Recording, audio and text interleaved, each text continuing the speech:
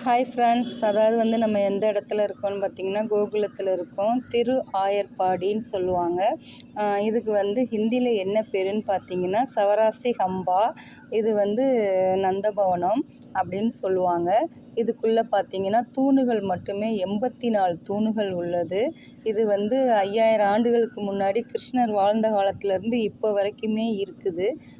அப்போ கிருஷ்ணர் வெண்ணெயை வாங்கி சாப்பிட்டுட்டு கையை கழுவாமல் இதில் தான் தடவி விட்டுட்டு போயிடுவாராம். இந்த தூணுகளும் சீலிங்கும் ஒரிஜினலுங்க. இந்த இடம் பார்த்திங்கன்னா, யசோதம்மா மத்து போட்டு தயிர் கடைஞ்ச இடம். இந்த துவாரம் இருக்குது பார்த்திங்களா, அதில் மத்த இது பண்ணி தயிர் கடைஞ்ச இடம் இது. வாங்க நம்ம கோகுலத்தில் உள்ள கிருஷ்ணரை தரிசித்துக்கலாம்.